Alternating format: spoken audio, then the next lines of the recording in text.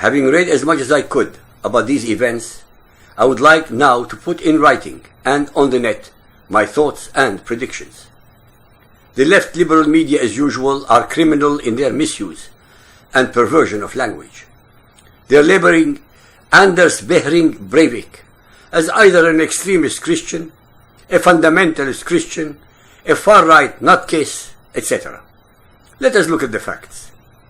A fundamentalist Christian is one who believes in and follows in the footsteps of Jesus. No human being can find a single verse in the New Testament inciting the followers of Jesus to slaughter anyone. Hence, he is most definitely not acting out the precepts of fundamentalist Christianity. This should and must be pointed out in all communications regarding this matter.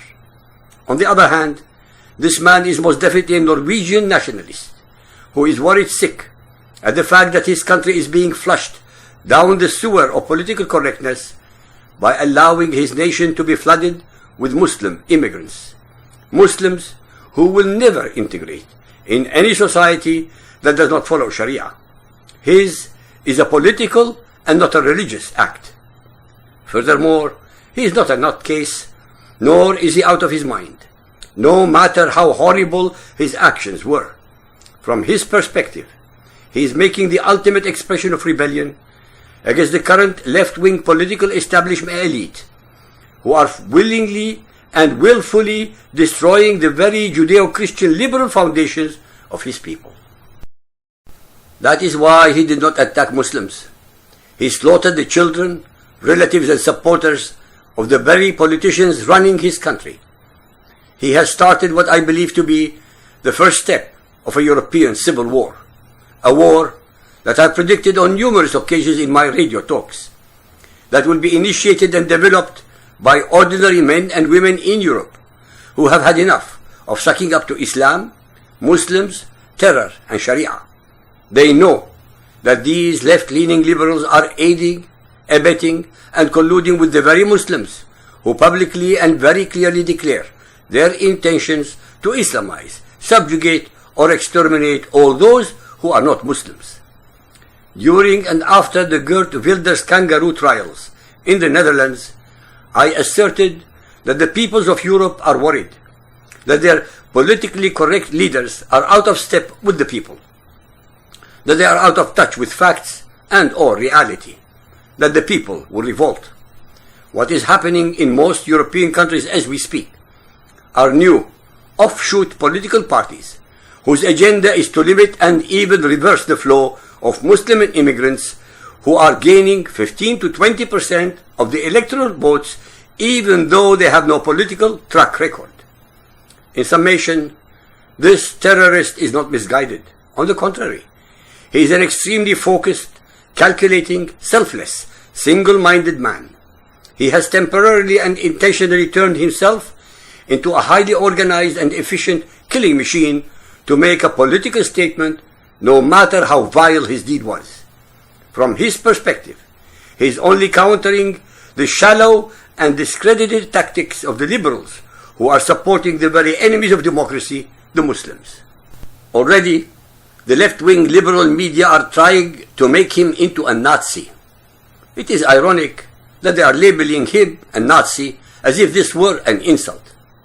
Is not Nazi, after all, an acronym for National Socialist German Workers' Party? Nationalist Socialist Deutsche Arbeiterpartei, commonly known in English as the Nazi Party, abbreviated from the pronunciation of National Socialist. Is not Nazism, after all, part and parcel of socialism? I would like our listeners to ponder this carefully. They are doing their utmost to hide the fact that Angela Merkel of Germany, Sarkozy of France, and Cameron of the United Kingdom have already admitted that multiculturalism has utterly failed. In fact, they are wrong. As usual with left-wingers, they either pervert the meaning of words or are too stupid to understand them. Multiculturalism is very successful. It only fails with Muslims. In Europe, there are ethnics from India, Vietnam, China, Japan, Korea and others who are part and parcel of the fabric of Europe and add a very beautiful multicolored rainbow to it. Each of the above have kept their traditions, but integrated into and among their host peoples. The odd people out are the Muslims, who are totally and unambiguously prohibited from ever integrating with any human group that does not follow Sharia. For those who are in doubt, I challenge any human being on earth to disprove the following crystal clear Quranic verses. Al-Anfal 8.55. For the worst of beasts in the sight of Allah are those who reject Him. They will not believe. La yu'minuna. These beasts that Allah is mentioning are all unbelievers. That is, all non-Muslims called kuffar in Arabic. Al-Tawbah 9.29. Fight, qatilu, those who believe not in Allah nor the last day, nor hold that forbidden, which has been forbidden by Allah and His Apostle Muhammad, nor acknowledge the religion of truth, Islam, even if they are of the people of the book, Christians and Jews, until they pay the jizya, poll tax, with willing submission and feel themselves humiliated. Just to make sure that the listeners would believe what I'm revealing, I would like to put forth a challenge worth $50,000 to the first person who can show us all a single operative verse in Muhammad's Quran that demonstrates any compassion and mercy to all unbelievers. Unbelievers represents 80% of current humanity, whom I call Ummatul Kuffar, or nation of infidels. All Christians, Buddhists, Hindus, Jews, atheists, agnostics, etc. That is, any and all those who are not Muslims. 50,000 for just one little verse. Any takers? Al-Tawbah 9.33. It is He who has sent His apostle with guidance and the religion of truth to proclaim it over all other religions. Al-Imran 3.85. If anyone desires a religion other than Islam, submission to Allah, never will it be accepted of him. These verses remind me of Hitler's Mein Kampf, the Nazi master race creed. Al-Bayna 98.6. Those who reject the truth of Islam, among the people of the book, Christians and Jews, and among the polytheists, will be in hellfire to dwell therein forever.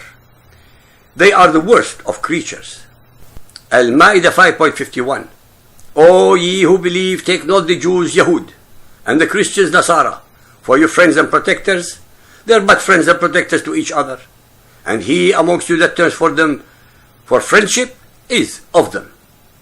Al-Imran 3.118.